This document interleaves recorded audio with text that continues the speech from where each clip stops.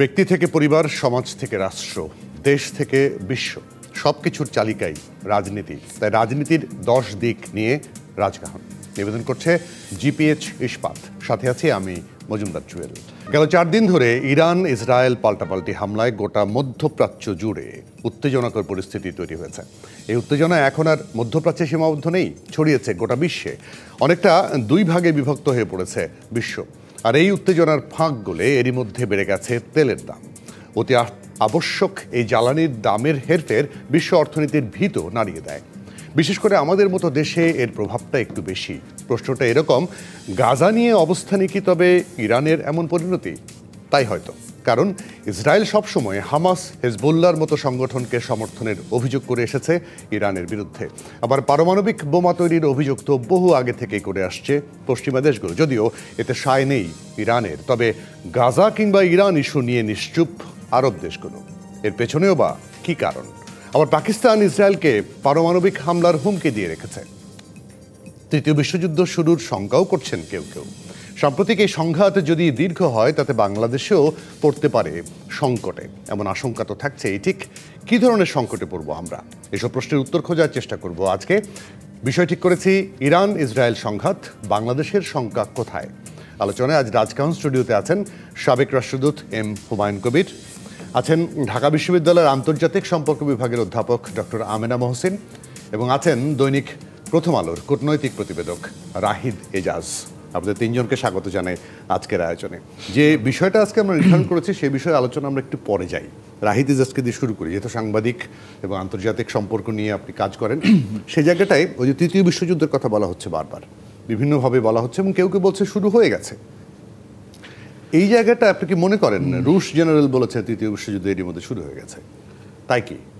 না, দেখুন, অনুষ্ঠান শুরু আগে আমি আর হুমায়ুন ভাই আলাপ করছিলাম যে এই স্কেলে মিডল ইস্টে আর কবে শেষ হয়েছে। বিশেষ করে উনি আমাকে মনে করে দিলেন, আমি 30 বলছিলাম, আসলে সময়টা হবে 35, যেটা 80 সেপ্টেম্বরের কথা হুমায়ুন ভাই বলছিলেন, যে 8 বছর ধরে ইরান যুদ্ধে ছিল এবং আজকে 4তম দিন চলে যাচ্ছে। আমরা শুরুটা দেখেছিলাম 200-র বেশি জঙ্গি বিমান যুগপথভাবে তেহরানে হামলা চালিয়েছিল এবং মনে হচ্ছিল পরবর্তী বেশ কয়েক ঘন্টা যে ইরান বোধহয় কুপকাত হয়ে গেছে, কিছুই হবে না। এর পরবর্তীতে আমরা যেভাবে দেখলাম যে পাল্টা আঘাত করলো ইরান, এবং এখন পর্যন্ত সংখ্যাটা বলা হচ্ছে প্রায় 350-র মতো মিসাইল তারা ছুঁড়েছে, আর শত শত ড্রোন ছুঁড়েছে। এবং ইরানের ডেটারেন্ট হচ্ছে মিসাইল এবং অ্যাজ ওয়েল এস ড্রোন, এবং আয়রন ডোম বলে যেটা বলা হতো তেল আবিবে। এবং আমরা সব জানি, এবং এটা নিয়ে 2012 সালের একটা প্রতিবেদন আমি হারসে পড়েছিলাম, যে তারা মিলিটারি এস্টাবলিশমেন্ট, ইন্টেলিজেন্স হেডকোয়ার্টার সবগুলো করেছিল সিভিলিয়ান পোর্শনে, অর্থাৎ মানব একটা ঢাল তারা তৈরি করেছিল, এবং বলা হতো আয়রন ডোমকে কেউ স্পর্শ করতে পারবে না। কিন্তু ইরানি মিসাইল তার সেই দুর্গভেদ করেছে। তো আপনি যে যুদ্ধের কথা বলছিলেন, আমি মনে করি খুব প্রিম্যাচিওর যে এখনই সেটা আরেক তৃতীয় বিশ্বযুদ্ধ হয়ে গেল, যুদ্ধের দাম আবার বাঁচল কিনা। মধ্যপ্রাচ্যে এই পরিসরে কখনো অতীতে হয়নি, এবং যেভাবে আমরা দেখছি যে দুপক্ষই হামলা পাল্টা হামলা অব্যাহতভাবে করছে। এবং সর্বশেষ যেটা অনুষ্ঠান শুরুর আগে দেখছিলাম, তাদের broadcasting corporation both Iran TV এবং রেডিওতে হামলা চালিয়েছিল, এবং অন দ্য স্পটে বলা হচ্ছে যে 16 জন স্পট ডেড। যদিও 5 থেকে 10 মিনিটের মধ্যে তারা আবার লাইভ টেলিকাস্টে আসলো। একটু আগে হুমায়ুন ভাই বলছিলাম যে ইরান যে ইসলামী বিপ্লবের মধ্যে দিয়ে যে বিপ্লবী সরকার যে কাঠামো সেখানে আছে, তারা নিষেধাজ্ঞা বলুন, বিধিনিষেধ বলুন, এরকম একের পর এক প্রতিবন্ধকতা সামলে কিন্তু এখনও টিকে আছে। তো সেই জায়গাতে ইরানকে খুব স্বাভাবিক এবং সঙ্গত কারণে মনে হচ্ছিল যে মধ্যপ্রাচ্যে সে যেভাবে বন্ধুহীন হয়ে পড়েছে, গালফ স্টেটগুলো বলি, তার পাশে তুর্কি বলি এবং অন্যান্য দেশ, মিশর বলি, সবাই মিলে সবার এয়ার স্পেস কিন্তু ব্যবহার করেছে। তার এয়ার ট্রাফিক কন্ট্রোল বলুন, রাডার বলুন, সেগুলো ডিঅ্যাক্টিভেট করে দিয়েছে। প্রথমবারের মতো মোসাদ ইরানের ভূখণ্ডে নেমে এগুলো করেছে। তো তাৎক্ষণিকভাবে মনে হচ্ছিল যে ইরান বোধহয় সামাল দিতে পারবে না, কিন্তু সে যে জায়গায় এখন চলে এসছে, এবং এরই মধ্যে কিন্তু আমরা আলাপ আলোচনা, মধ্যস্থ রেগুলার কথা শুনছি। তো যে কথাটা বলছিলাম, তৃতীয় বিশ্বযুদ্ধ হবে কিনা সেটা আমি এখনই বলে দিতে পারছি না, কিন্তু খুব শিগগিরই আলোচনার টেবিলে আপনি ইরানকে ফিরিয়ে নিয়ে যেতে পারবেন, বা সে তার রাষ্ট্র টেনে ধরবে, এমনও কোনো অবস্থা নাই। তো এই পরিপ্রেক্ষিতে পরিস্থিতি আগামী দিনগুলোতে অবনতি হবে, সেটা বলাই বাহুল্য। অন্তত চতুর্থ দিনে এসে আমরা বোধহয় অবলীলায় বলতে পারি, এবং সেখানকার পরিস্থিতি খারাপ হলে তার রেশ তো গোটা বিশ্বে পড়বেই। আমরা তেল সহ পুরো জিওপলিটিক্যাল শিফট বলেন, এনার্জি বলেন, অয়েল বলেন, নানান কিছু মিলে, এমনিতে ধরুন রাশিয়া ইউক্রেন যুদ্ধ চলছিল, মিডল ইস্টে ক্রাইসিস বাড়ছিল, তার সাথে এটা কিন্তু নতুন একটা মাত্রা তৈরি করবে। আমিনা মহসিন, সেই জায়গাটা তৃতীয় বিশ্বযুদ্ধ কি শুরু হলো, আর পাশাপাশি একটা জিনিস যেটা বলছি আমরা, ক্যাজুয়ালিটি কিন্তু ইরানে ব্যাপক, সে অনুযায়ী ইসরায়েলে খুব একটা না, যতটুকু আমরা তথ্য পাচ্ছি এখন পর্যন্ত। সেখানে ইসরায়েল এক ধরনের ইরান এক ধরনের ভয়াবহ বিপর্যয়ের মধ্যে আছেই বলতে পারি কিনা? ধন্যবাদ আপনাকে। দেখুন, তৃতীয় বিশ্ব শুরু হয়ে গেল কিনা সেটা আমি মনে করি না, কারণ আমরা যদি দ্বিতীয় বিশ্বযুদ্ধ দেখি তাহলে কতগুলো ব্যাপার ছিল তখনকার পৃথিবী থেকে এখনকার পৃথিবীতে কিন্তু অনেক ভিন্ন। হ্যাঁ, সেটা আমাদেরকে একটু মাথায় রাখতে হবে। এক তো ইনস্টিটিউশনালিও ভিন্ন, বিশ্ব জনমতের ব্যাপারও আছে, সেটারও একটা ব্যাপার আছে। আমরা এখন অনেক বেশি ধরেন পৃথিবীর অর্থনীতি, যেটা ওয়ার্ল্ড ইকোনমি আমরা বলি, সেটাও ইন্টারকানেক্টেড।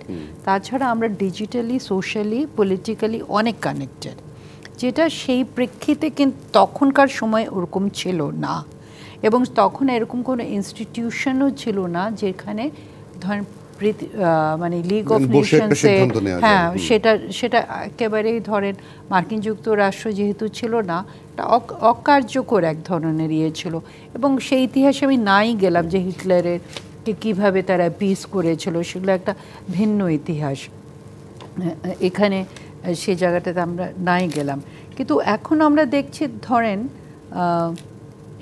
এখানে যেভাবে ইন্টিগ্রেটেড হয়ে আছে পৃথিবীটা, এটা ঠিক যে কনফ্লিক্ট লেভেলসগুলো অনেক বাড়ছে, যুদ্ধও বাড়ছে, এবং ধরেন যারা অস্ত্র তৈরি করছে তাদেরও ইয়েগুলো প্রতাপ বলেন বা তাদেরও একটা ব্যবসায়িক স্বার্থ, এবং এক ধরনের পৃথিবীতে একটা রাইটিস্ট ফোর্স ইমার্জ করছে, সেটা কিন্তু আমরা সব জায়গায় দেখতে পাচ্ছি। এগুলো এই যে এই উগ্রবাদী শক্তিগুলো কিন্তু পৃথিবীর বিভিন্ন জায়গায় হচ্ছে, কিন্তু আবার সেগুলোকে আবার চেকও করা হচ্ছে, এমন না যে these are going unchecked. So এখন আমরা দেখেন, আমি যদি ভারত এবং পাকিস্তানের যুদ্ধটাও দেখি, সেখানেও কিন্তু আমরা ভেবেছিলাম যুদ্ধটা আরও এসকেলেট করবে, কিন্তু সেটা ডিসকেলেট করে গেল, এবং যুদ্ধটা কিন্তু দুই ফ্রন্টে ফাইট করা হয়েছিল। একটা ছিল সোশ্যাল মিডিয়াতে, আমরা দেখেছি এক ধরনের ইয়ে চলেছে, একটা যেটা ফিজিক্যালি যুদ্ধটা হয়েছে। সো আমি মনে করি যে এই জিনিসটা, আমি রাহির সাথে একেবারেই একমত যে এটা বাড়বে, এসকেলেট করবে।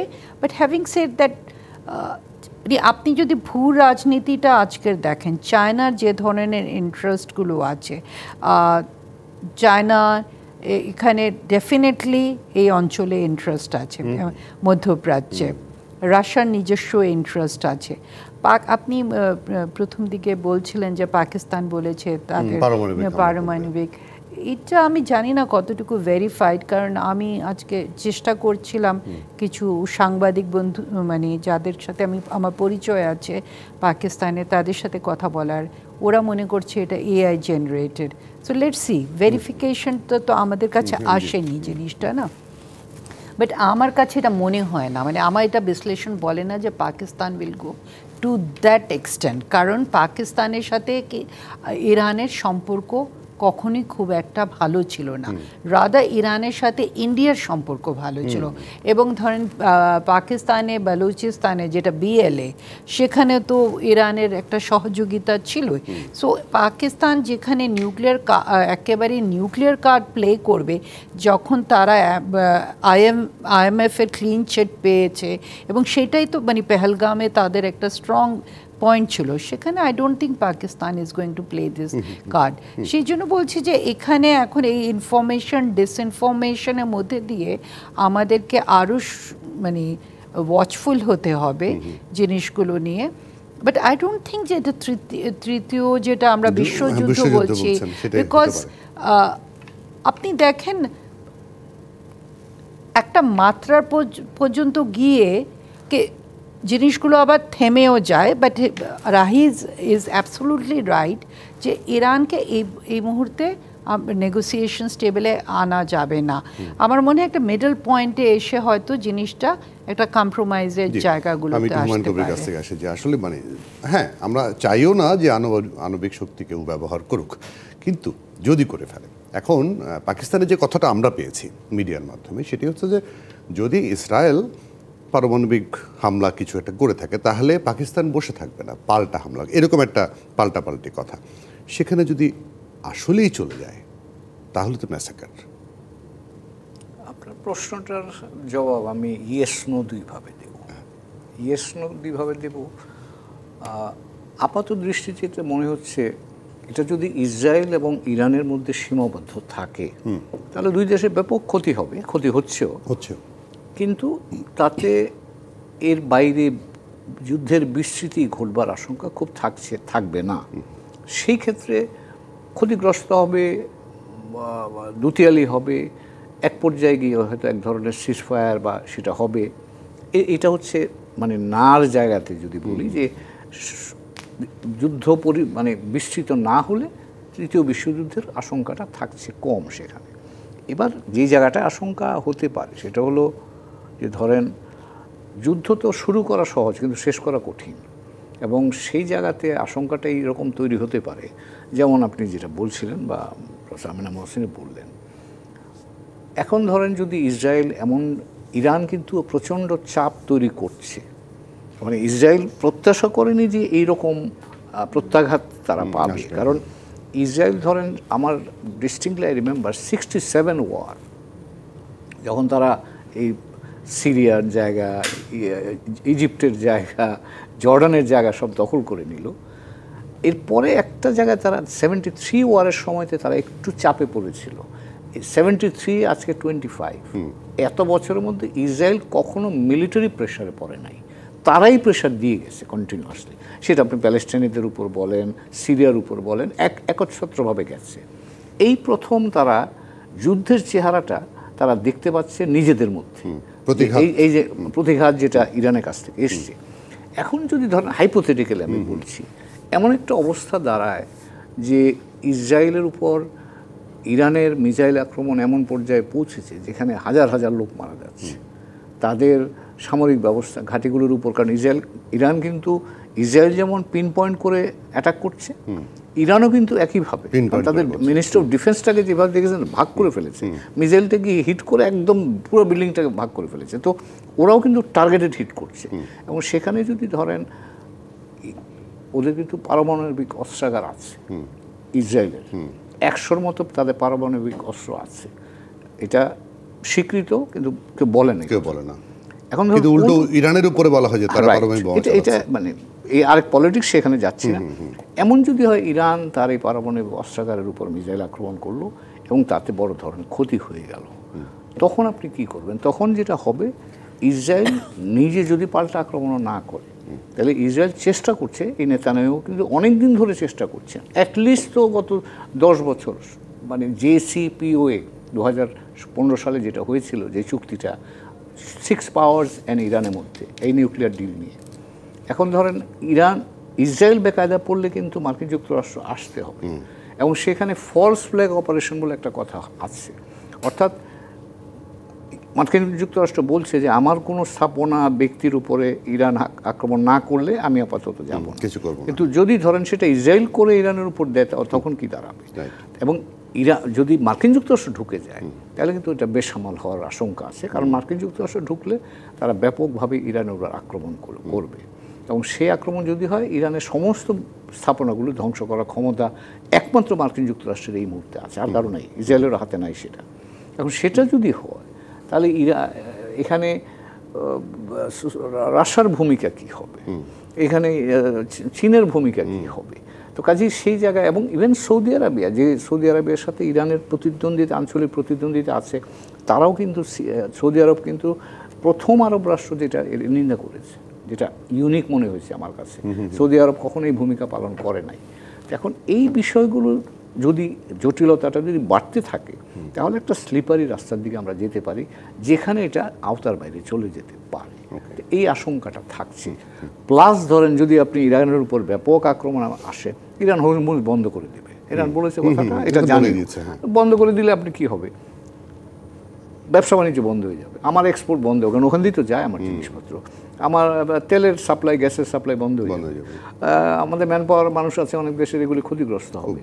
তো কাজেই সারা পৃথিবীতে আপনি ইনফ্লেশন বেড়ে যাবে, ইকোনমিক ডিপ্রেশন শুরু হবে, মানে এটা একটা নানা নিয়ন্ত্রণ করার মতো সেই অবস্থা থাকবে না।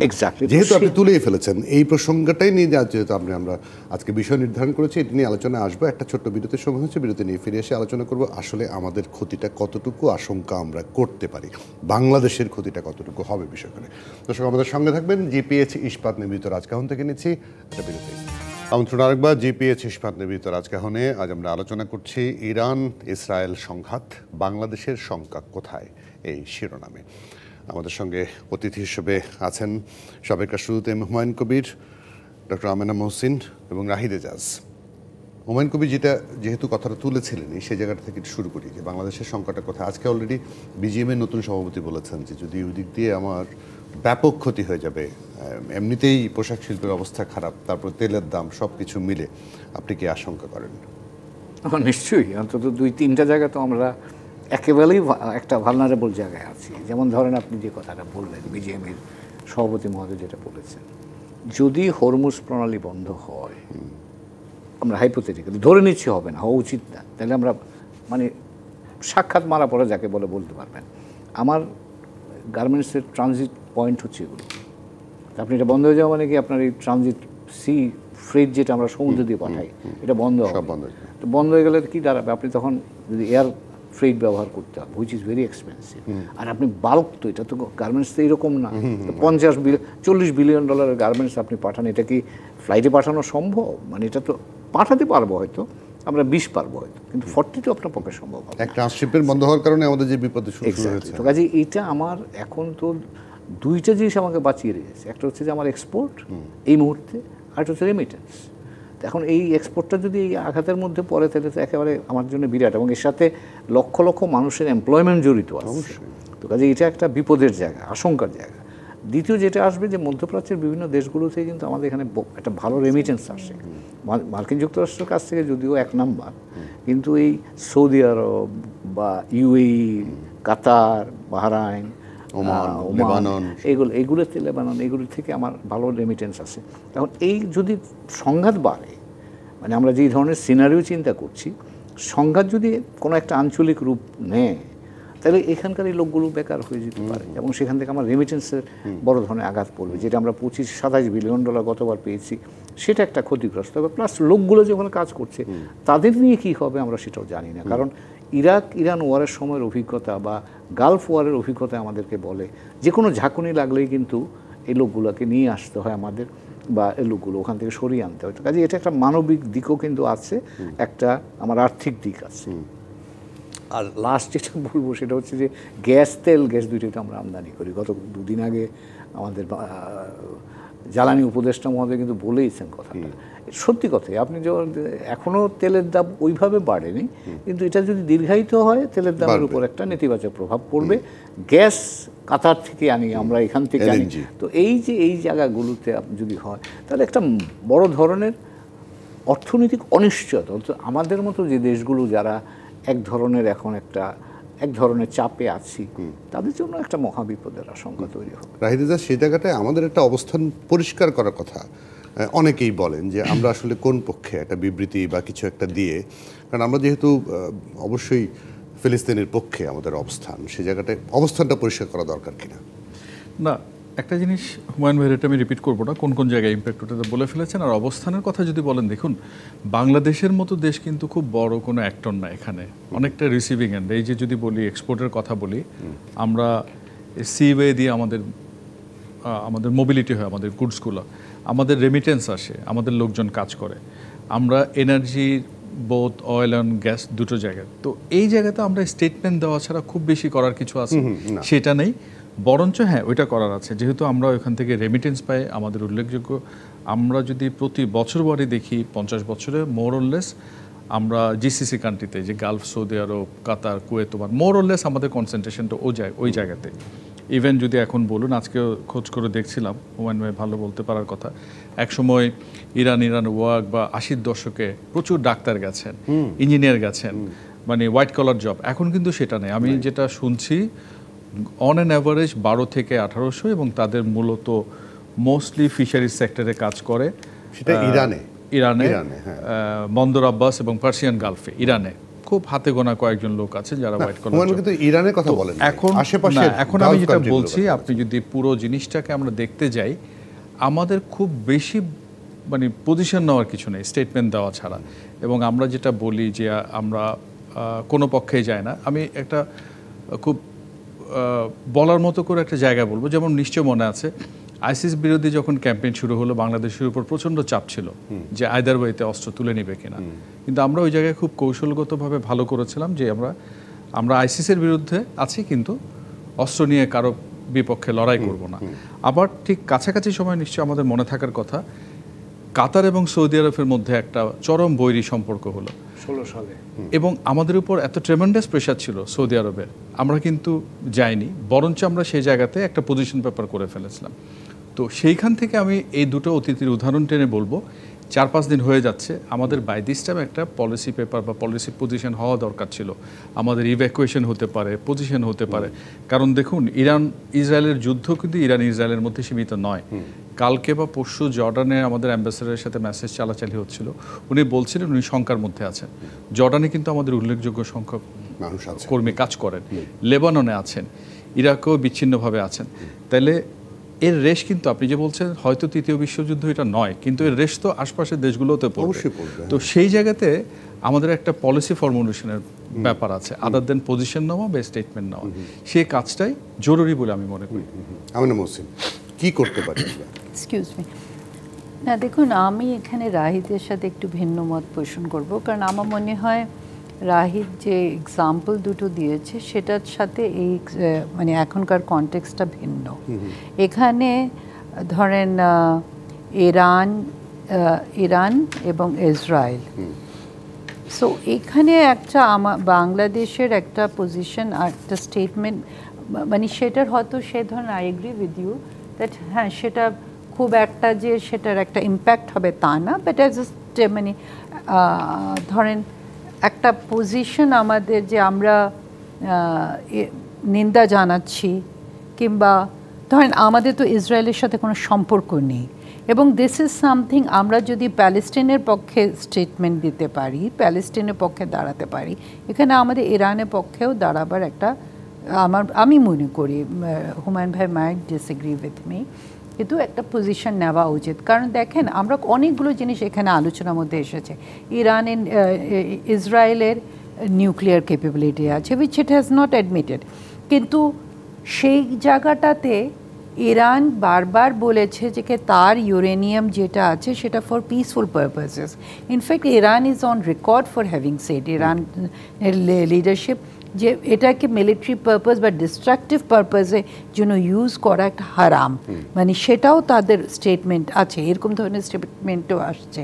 এবং এটা যখন এখন যেটা হয়েছে, যখন ট্রাম্প ডিলটা ইউনিলেটারালি যখন লাস্ট টাইম সেটাকে বাতিল করে দিল, তখন বলা হচ্ছে যে ইউরেনিয়ামটা সে এনরিচ করে সেটাকে 60%-এ নিয়ে গেছে, মানে এই তথ্যগুলো দেওয়া হচ্ছে। এবং 90%-এ যদি যায় তাহলে তারপরে তারা ওয়েপন প্রোডাকশনের দিকে যেতে পারে। কিন্তু ওই ওয়েপন প্রোডাকশনেরও তো তাদের ইয়েটা এখনো যায়নি, বাট এক সপ্তাহের মতো সময় লাগে, এটাও বলা হচ্ছে। বাট থিং ইজ দ্যাট আপনি দেখেন, ইরান কিন্তু সবসময় প্রথমের কথা বলছি, ইট হ্যাড ওপেনড আপ, মানে তার ইন্সপেকশনের জন্য ওপেন আপ করে দিয়েছিল। সে প্রত্যেকটা জিনিস নিয়মটা মেনে চলেছে, ডিপ্লোম্যাটিক্যালি চলেছে, অ্যান্ড এটা ইউনিল্যাটারালি ট্রাম্প, মানে ইউনাইটেড স্টেটসই এটাকে করেছিল, ট্রাম্প অ্যাডমিনিস্ট্রেশন গতবার। সো এখানে তো একটা আমাদের মোরাল বা এথিক্যাল একটা পজিশনও আছে, এবং এটা তো চরম একটা আপনি বলতে পারেন একটা ডাবল স্ট্যান্ডার্ডস, যেগুলো এক্সাম্পল রাহিদ দিচ্ছিল ওগুলো কনটেক্সটগুলো ভিন্ন ছিল। আমাদের ধরেন কাতার বলেন, সৌদি আরব বলেন, তাদের সাথে আমাদের একটা মানে দুটো দেশের সাথেই সম্পর্ক। এখানে তো ইসরায়েলের সাথে আমাদের সম্পর্ক নেই, এবং হ্যাঁ একটা সম্পর্ক নেই, এবং আমরা একটা পার্টিকুলার কজকে সাপোর্ট করছি। সেই জায়গাটাতে আমার মনে হয় আমাদের একটা স্ট্যান্ডার প্রয়োজন ছিল, একটা statement. I agree with him যে আমাদের একটা পজিশন পেপারও থাকা উচিত, বাট একটা স্ট্যান্ডেরও আমার মনে হয় একটা শুধু স্ট্যান্ড না, প্রস্তুতির কথাও রাহিদ এজাজ বলেছে যে but I am not saying যে তাদের পক্ষে আমরা যে যুদ্ধ করব সেরকম ধরনের না, অবশ্যই না, অবশ্যই না, সেটা কখনোই বলা হচ্ছে না। কিন্তু আপনারা খেয়াল করেছেন কিনা আমি জানি না, এটা সোশ্যাল মিডিয়াতে একটা এসছে যে বাংলাদেশ ইসরায়েলের একটা টার্গেট হতে পারে কিনা। কেন? কারণ একটা মানচিত্র তারা শো করছে যেখানে বাংলাদেশকে পিন পয়েন্ট করা হয়েছে, এবং সেটাকে একটা বলা হচ্ছে যে এটি বাংলাদেশ একটা উদ্বেগজনক জায়গায় আছে।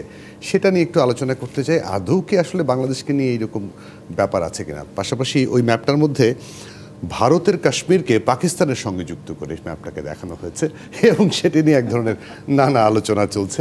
একটা ছোট্ট বিরতি নিয়ে আসি, তারপর আলোচনা করছি। দর্শক, আপনারা আমার সঙ্গে থাকবেন। আপনারা আছেন জিপিএইচ ইস্পাত নিবেদিত রাজকাহনে। আমন্ত্রণ আরেকবার জিপিএইচ ইস্পাত নিবেদিত রাজকাহনে। আজ আমরা আলোচনা করছি ইরান ইসরায়েল সংঘাত, বাংলাদেশের শঙ্কা কোথায়, এই শিরোনামে। আমিনা মহসিন, আমি যেটা ওই শঙ্কার কথা বলেছি, আমি জানি না এটা হয়তো ফেক নিউজও হতে পারে, ঝুঁকিপূর্ণ তালিকায় ইসরায়েলের বাংলাদেশের নাম উল্লেখ করা হয়েছে। আসলে আমরা সোর্সটা কোথা থেকে? আমার সোর্স আমার মানে একটা অনলাইন ডেস্ক থেকে একটা রিপোর্ট আমার হাতে এসছে, একটা মানচিত্র ছবি দিয়ে, এবং সেটা হচ্ছে ইন্ডিয়ান রাইট উইং কমিউনিটি নামে একটা কমিউনিটি এই সোর্সটা থেকে এই ম্যাপটা তারা ছেড়েছে। যদিও এর আগেও বেশ কিছু ম্যাপ হচ্ছে বাংলাদেশের নতুন সরকার ক্ষমতা আসার পরে ভারতের কিছু অংশে নিয়ে আমার ভারত, এরকম হতে পারে, আমি জানি না কোনো ঝুঁকির মধ্যে আছে কিনা আমরা। দেখুন, আপনি যেহেতু আপনি সোর্সটা বললেন, সেই ইয়েতে আমি বলছি, আপনি বিশ্বাস করবেন কিনা জানি না, এই যে কিছুদিন আগে এয়ার ইন্ডিয়া যে ক্র্যাশ হলো, কিন্তু আমার ফার্স্ট রিয়াকশন ছিল যে ও মাই গড, এটা কি আবার পাকিস্তানের কোনো ব্যাপার হলো কি না। এবং পাকিস্তানের অনেক যারা জার্নালিস্ট আছে তাদেরও এই ধরনেরই একটা শঙ্কা হয়েছিল, বিকজ আমাদের মধ্যে না এক ধরনের একটা ভীতি এসে গেছে যে এটা কি অ্যাকশন রিয়াকশন আবার স্টার্ট হবে কি না। অ্যান্ড থ্যাংক গড, এবং ধরেন ওখানে স্টেটমেন্টও প্রথম আপনি যদি লক্ষ্য করেন, ওখানে যখন স্টেটমেন্ট আসছিল সরকারের পক্ষ থেকে that we will go to any length to find out and we will not spare anyone, তখন কিন্তু অনেকটা মনে হচ্ছিল যে কি এইটার ভেতরে কোনো সাবোটাজ আছে কি না, সে ধরনের। সো এইটাও আমার কাছে ওরকমই একটা মানে মনে হচ্ছে জিনিসটা একটা ফার ফেচেড থিং। এখন একটা যদি রাইট উইং কেউ এটাকে, যেটা একটু আগে হুমায়ুন ভাইয়ের সাথে আমরা আলাপ করছিলাম, দ্যাট আপনি ইম্যাজিনেশনকে স্ট্রেচ করতে পারেন যে okay, Bangladesh is a Muslim majority country, আমরা মুসলিম প্রধান দেশ, এখানে তো ধরেন যখন প্যালেস্টিনের ইস্যুটা এসেছে তখন তো আমাদের এখান থেকে অনেক প্রচণ্ডভাবে আমরা দেখেছি জুমার পরে প্রসেশনস বের হয়েছে অনেক ইয়ে, এবং এটা প্যালেস্টিনের ধরেন সারা বিশ্ব জুড়েই কিন্তু মুসলমানদের শুধু না, এবার তো আমেরিকানসরাও প্রচণ্ডভাবে সাপোর্ট করেছে। সো একটা ওই ধরনের একটা সংখ্যা যদি আপনি বলেন, মানে আমি আবারও বলছি যে এটা একটা ফার ফ্লেজেড ইয়ে, যে যেরকম আফগানিস্তানে যে যদি এরা ফাইট করতে পারে, তো আফগানিস্তান থেকে আর কতটুকুই আপনি ইরানে মানে, বা আপনি যদি পাকিস্তানের সাথে লিঙ্ক আপ করতে পারেন যে হ্যাঁ আইএস, আপনি যে পাকিস্তানের স্টেটমেন্ট, পাকিস্তান এরকম একটা পজিশন নিয়েছে, এখন তো যা বাংলাদেশের এই মানে রেজিম বলেন বা এখনকার যেটা এখন ইন্ডিয়ান মিডিয়াতে প্রচণ্ডভাবে আসছে যে এই জেনারেশনটা বেশ পাকিস্তানে মানে প্রো পাকিস্তান একটা পজিশনে আসছে, এবং ইন্ডিয়ান অনেক অ্যানালিস্টরা পলিটিক্যাল, অফকোর্স এক্সেপশনস আর দেয়ার, কিন্তু মেইন স্ট্রিম যারা আছে তাদেরও অ্যানালিসিস হলো যে আমরা উই আর আইএসআই যাই হচ্ছে বাংলাদেশে সবই আইএসআই মানে আপনি বলছেন যে একটার সঙ্গে একটা রিলেট করে একটা কল্পনা তৈরি করা অনেকটা এরকম হতে পারে। আমার কাছে সেটাই মনে হচ্ছে জিনিসটা, যে আপনি ডটগুলোকে লিঙ্ক করতে পারে যে ঠিক আছে আমি মানে আমি তাহলে পাকিস্তানের সাথে ইয়ে করে ইরানে গিয়ে আমরা যুদ্ধ করলাম। রাহিদা, যে আপনি শুরুতেই বলছিলেন যে এই যে এখন যে অবস্থা চলছে তাতে আপনি মনে হয় না যে খুব শিগগিরই আলোচনার টেবিলে বসে একটা সমাধানের পথ খোঁজা যাবে, যেখানে জাতিসংঘ ওই প্রথম দিন এটা বলেছিল যে সংযত আচরণ করার জন্য, এই বিবৃতিতেই ওরা সংযত হয়ে যাবে বলে মনে হয় না? মনে করা, দেখুন এখানে ধরেন আমরা দুজন যদি একে অন্যের প্রতিপক্ষ হই, আমি বা আপনি, কেউ একজন প্রথমে আক্রমণ চালালো, পরে তার প্রত্যাঘাত করা হলো, তো যে প্রত্যাঘাত করেছে বা যে শুরুতে হামলাটা চালিয়েছে দুপক্ষ হইতে মরিয়ে এখানে 200-র বেশি জঙ্গি বিমান নিয়ে ইসরায়েল প্রথমেই অ্যাটাকটা শুরু করলো। তার আগে আমরা কি দেখলাম? প্রেসিডেন্ট ট্রাম্প বলে দিলেন যে সে 7 দিনের সময়সীমার মধ্যে নেগোসিয়েশন শেষ করতে পারেনি। ঠিক একই দিনে আন্তর্জাতিক আণবিক শক্তি কমিশন বলছে যে ইরান তার কমপ্লায়েন্স মেনে চলেনি। দেখুন একই দিনে হচ্ছে, এবং তার ওই এর ধারাবাহিকতা হামলাটা হলো। তার মানে এক ধরনের অর্কেস্ট্রেশন চলছিল। হুমায়ুন ভাই যেটা বলছিলেন যে দীর্ঘদিন ধরেই কিন্তু নেতানিয়াহু তল্পে তল্পে ছিলেন যে কখন এই হামলাটা করা যায়, এবং সে হামলাটা সে করেই বসলো। এবং প্রেসিডেন্ট ট্রাম্পের সাথে তার পার্সোনাল ক্যারিশমা কিন্তু খুব একটা ভালো না, তার মধ্যে প্রেসিডেন্ট ট্রাম্পের জমানায় সে এটা করলো এবং করেই ছাড়লো। তো এমন একটা অবস্থায় আপনি আমি যখন শান্তির আশা করি, স্থিতিশীলতা চাই, এটা তো আসলে একটা মানে কষ্ট কল্পনার মতো, এটা সুযোগ নেই। আর যে অবস্থায় সে রিটালিয়েট করলো, তার ডেটারেন্টে তার এখন সবচেয়ে বড় অ্যাটাকিং ওয়েপেন। হাইফার মতো জায়গাতে সে ম্যাসাকার করে দিয়েছে, আয়রন ডোম ধসিয়ে দিয়েছে।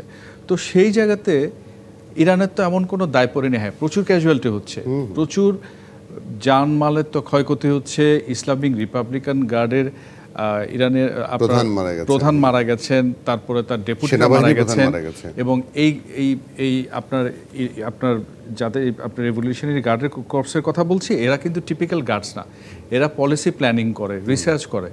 আর আমাদের মতো সেনাবাহিনী, বিমান বাহিনী, নৌবাহিনী করে কি ইমপ্লিমেন্টেশন জায়গায় ফুড সোল্ডারের কাজটা করে। তো এমন একটা ধাক্কার পরও কিন্তু সেই ধাক্কা সামাল দিয়ে পাল্টা হামলা চালাচ্ছে।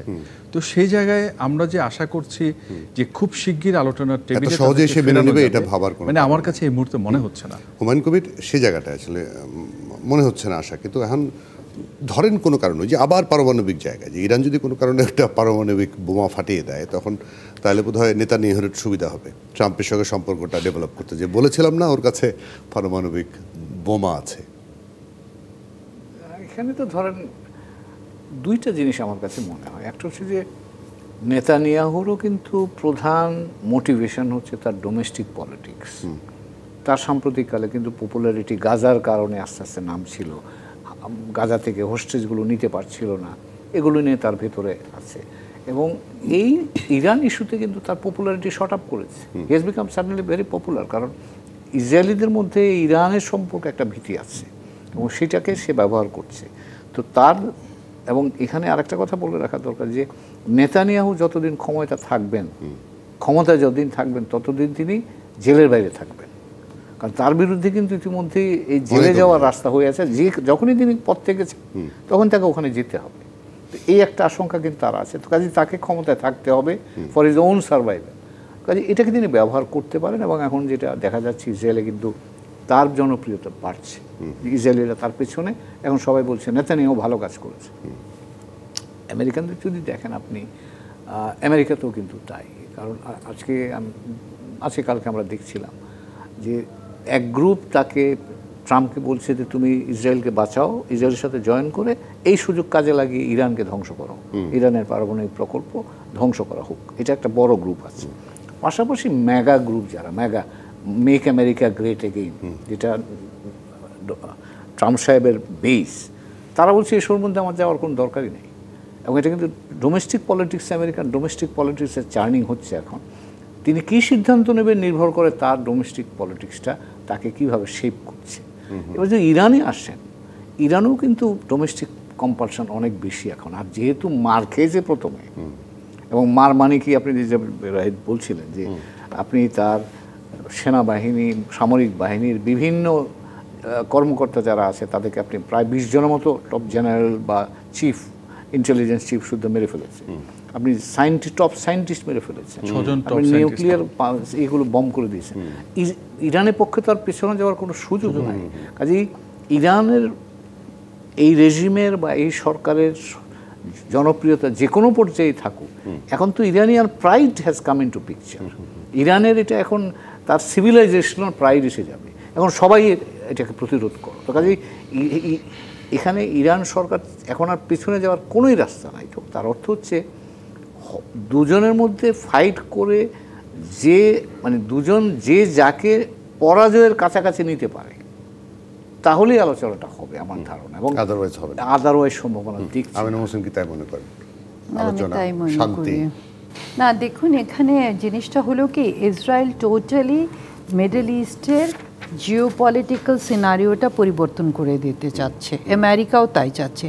পুরো অঞ্চলের সিকিউরিটিটা তারা তাদের হাতে নিয়ে আসতে চাচ্ছে, এবং সেটা ইরানের অ্যাট দ্য কস্ট অফ, ধরেন প্যালেস্টাইন তো ওরা তো একেবারে ইয়ে করেছে। আপনি যদি দেখেন মধ্যপ্রাচ্যের প্রত্যেকটা মানে যারাই থ্রেট হিসাবে দাঁড়িয়েছিল তাদেরকেই কিন্তু তারা ধ্বংস করে দিয়েছে। আজকে মধ্যপ্রাচ্যে প্রত্যেকটা দেশই প্রায় তাদের তাবেদার, এবং তাদের ওখানে মিলিটারি বেসেসগুলো আছে, সেগুলোকে ইউজ করা হচ্ছে কিন্তু ওই বেসগুলোকে ফর রিফুয়েলিং পারপাসেস। ইসরায়েল কিন্তু রিফুয়েলিং পারপাসেসের জন্য ইউজ করেছে সেই বেসগুলোকে। সেরকম একটা জায়গাতে এটা ইরানের পক্ষে কোনোভাবেই সম্ভব না যে তারা মানে ইসরায়েল যদি ইরানের পক্ষে ইরান যদি এখন নেগোসিয়েশনসের কথা বলে, তার মানে কি সে তো অলরেডি কনসিড করে নিচ্ছে, সেটা সম্ভব না। আমরা মুসলিম অনেক ধন্যবাদ আপনাকে সময় দেওয়ার জন্য, হুমায়ুন কবির আপনাকে ধন্যবাদ, রাহিদ আপনার ধন্যবাদ আজকে আমাদের সময় জন্য। তারপর সবশেষে আমরা যাই হোক না কেন এরকম যুদ্ধ চাই না, একটা মানে সবকিছুর উপরে শান্তি চাই, শান্তিটা ফিরে আসুক। এই যুদ্ধ আসলে কারোর জন্যই ভালো না, না ইরানের জন্য, না ইসরায়েলের জন্য, না আমাদের জন্য, না গোটা বিশ্বের জন্য। অনেক ধন্যবাদ তিনজনকে আজকে। দর্শক, আজকের মতো বিদায় নিচ্ছি জিপিএইচ ইস্পাত নির্মিত রাজকাহন থেকে। ফিরবো আগামীকাল রাত 10টায় নতুন রাজকাহন নিয়ে। ডিবিসির সঙ্গে থাকবেন।